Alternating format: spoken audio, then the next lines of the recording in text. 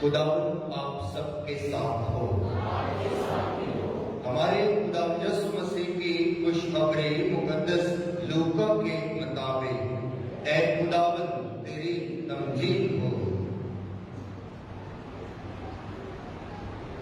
ان دنوں میں چھٹے مہینے جبرائیل فرشتہ خدا کی طرف سے جلیل کے ایک شہر میں بھیجا گیا جس کا نام ناصرت تھا، داؤد کے گھرانے کی ایک کنواری کے پاس جو یوسف نامی ایک مرد سے بیاہی ہوئی تھی، اور اس کنواری کا نام مریم تھا۔ اور فرشتے نے اس کے پاس اندر آ کر کہا، سلام اے پرفضل، خداوند تیرے ساتھ ہے، تو عورتوں میں مبارک ہے۔ اور وہ اس کلام سے گھبرا گئی اور سوچنے لگی کہ یہ کیسا سلام ہے۔ اور فرشتے نے اس سے کہا، اے مریم نہ ڈر، کیونکہ تو نے خدا کے نزدیک فضل پایا ہے، اور دیکھ تو حاملہ ہوگی اور تیرے بیٹا ہوگا، اور تو اس کا نام یسوع رکھے گی۔ وہ بڑا ہوگا اور حق تعالیٰ کا بیٹا کہلائے گا، اور خداوند اس کے باپ داؤد کا تخت اسے دے گا، اور وہ یعقوب کے گھرانے میں ہمیشہ تک بادشاہی کرے گا، اور اس کی بادشاہی کا آخر نہ ہوگا۔ تب مریم نے فرشتے سے کہا کہ یہ کس طرح ہوگا جبکہ میں مرد سے ناواقف ہوں؟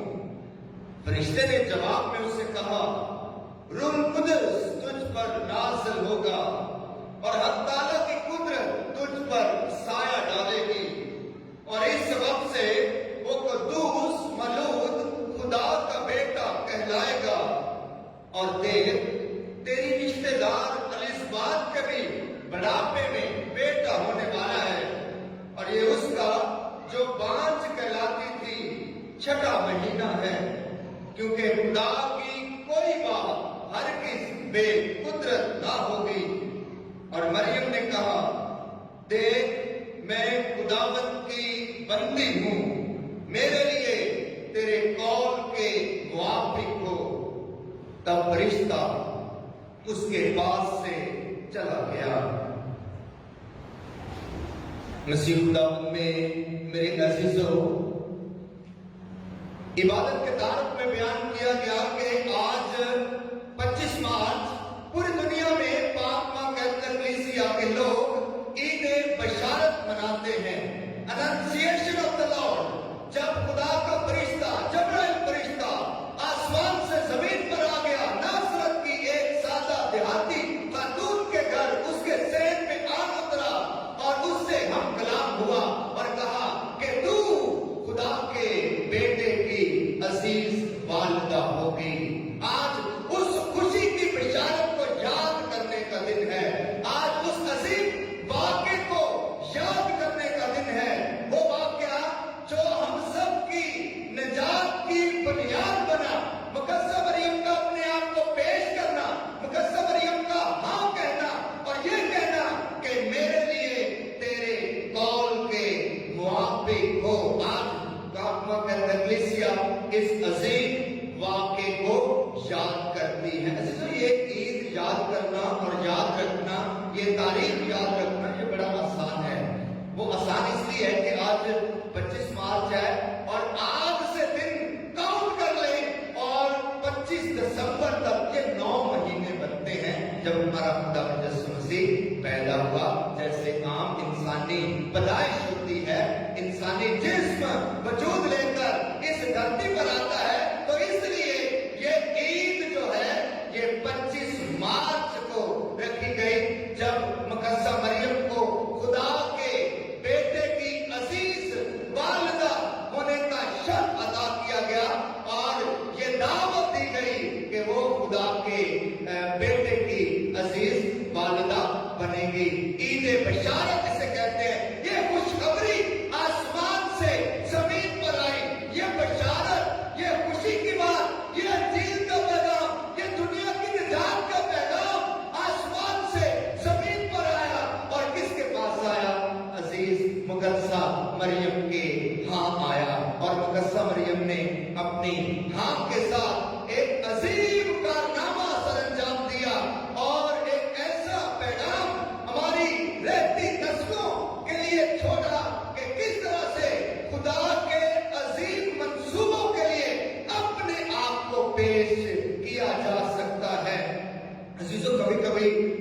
के मंसूबे हमें समझ नहीं आते, या खुदा के मंसूबों पर अमल करना मुश्किल नजर आता है।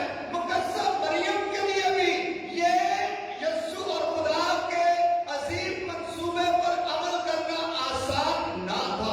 हम सब जानते हैं मुकद्दस मरियम का वारी है, और इसीलिए वो सवाल भी करती है कि ये किस तरह होगा कि मैं अभी ब्याही नहीं गई और मैं अभी मर्द से नावाकिफ हूँ।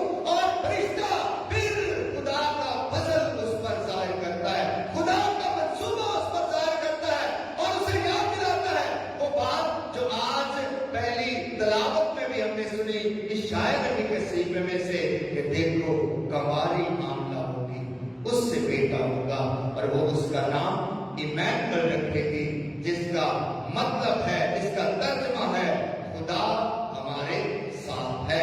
तो आज की इस ईद के मौके पर खुदा ने फैसला कर लिया कि खुदा अब इंसानों के साथ होगा, अब खुदा इंसानों के दरमियान होगा। और ये फैसला, इसको परवान किस तरह चलाया गया, इस फैसले को पूरा किस तरह किया गया, इंसानों के हाँ कहने से ये फैसला पूरा हुआ। और मुकद्दस मरियम ने जब फरिश्ते के साथ गुफ्तगू कर ली, बातचीत कर ली और मुकाबला कर लिया, तो मुकद्दस मरियम ने कहा कि मेरे लिए तेरे कौल के मुवाफिक हो। और फरिश्ता फिर लिखा है कि वहां से उसे छोड़कर आसमान पर चला गया। अज़ीज़ों, मुकद्दस मरियम की जात पर गौर करने का दिन है। आज मुकद्दस मरियम की हस्ती और जात का शुक्र अदा करने का दिन है। और मुकद्दस मरियम की जात से हम क्या सीखते हैं? वही बात कि कई दफा मुश्किल नजर आता है कि खुदा के मंसूबों को किस तरह से अपनी जिंदगी में पूरा करना है। कभी कभी मुश्किल होती है। अज़ीज़ों, खुदा के मंसूबे निराले हैं, अजीब है, अजीबो गरीब है, इंसानी समझ से बालातर है, इंसानी जिस्म में इतनी ताकत और कुव्वत नहीं है कि खुदा के मंसूबों को पूरा किया जाए। लेकिन जब इंसान अपने आप को खुदा के सुपुर्द कर देता है, दे देता है, तो खुदा उस कमजोर इंसान को ताकत भी अता करता है, कुदरत भी अता करता है और अपने फजल के लिए इस्तेमाल भी करता है।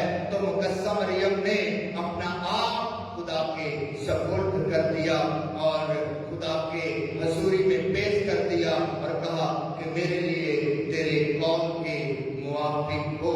अज़ीज़ों, ना सिर्फ मुकद्दस मरियम ने बल्कि उसके जलाली बेटे ने भी, खुदा यीशु मसीह ने भी, हमारे निजात दहिंदा ने भी ऐसा ही किया। ये दोनों ही माँ और बेटा ताबेदारी की अजीम मिसाल है। ताबेदारी का एक ऐसा नमूना है कि रहती दुनिया तक हमेशा जो है, जब तक ये दुनिया कायम है और इसके बाद भी आने वाले जमाने जो है, इनकी ताबेदारी की मिसाल देंगे। और ये ताबेदारी कि तू खुदा के बेटे की अजीज वालदा बनेगी, कंवारी होकर भी वालदा बनेगी। और मुकद्दस मरियम ने कहा मेरे लिए तेरे कौल के मुवाफिक हो। खुदा यीशु मसीह भी ऐसा ही खुदा का अजीम बेटा, मुकद्दस मरियम का बेटा, जिसने कहा जब जान कनी की हालत में जैतून के बाग में कहा कि बाप हो सके तो ये प्याला मुझसे टल जाए। ये बात और ये जुमला ये अपने आप में अहमियत रखता है, लेकिन इसके बाद जो बात की गई वो उससे भी बड़ी है। लेकिन फिर भी है बाप, मेरी मर्जी नहीं बल्कि तेरी मर्जी पूरी हो। तो ये यीशु मसीह के अल्फाज और मुकद्दस मरियम के अल्फाज, इनमें बड़ी मुताबिकत है, इनमें बड़ी रिसेम्बलेंस है।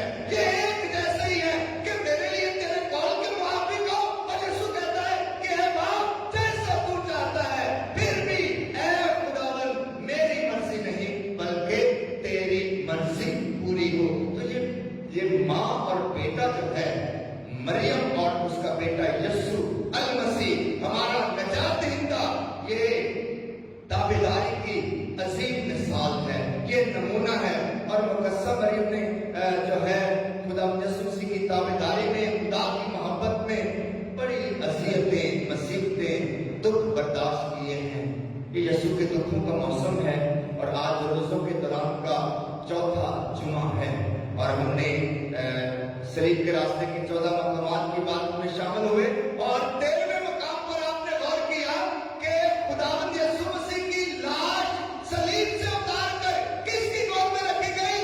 मरियम की गोद में रखी गई। और फिर बयान किया गया बुजुर्ग शमौन की वो अजीम पेशगोई, जब बुजुर्ग शमौन ने, जब यीशु मसीह अभी 40 दिन का था और मुकद्दस मरियम और हजरत यूसुफ यीशु मसीह को हैकल में नजर करने के लिए लेकर आए थे, तो बुजुर्ग शमौन ने कहा था कि तेरी अपनी जान में से तलवार गुजर जाएगी, तेरी अपनी जान से तलवार गुजर जाएगी। और तूने ए अजीज वालदा हमारी खातर खुदा यीशु मसीह को कबूल किया और ये दुख और अज़ियतें और मुसीबतें हमारी खातर तूने जो है अपने आप पर सह ली, अपनी जात पर सह ली, अपने जिस्म पर सह ली। और इससे बड़ी जो तलवार क्या हो सकती है कि एक माँ का इकलौता बेटा उसी के सामने सलीब पर लटका दिया जाए और कीलों से जड़ दिया जाए और सलीब पर कत्ल कर दिया जाए और फिर उसकी लाश उतार कर माँ की गोद में रख दी जाए। इससे बड़ी सलीब, इससे बड़ी अज़ियत, इससे बड़ी कुर्बानी और इससे बड़ा दुख हो नहीं सकता।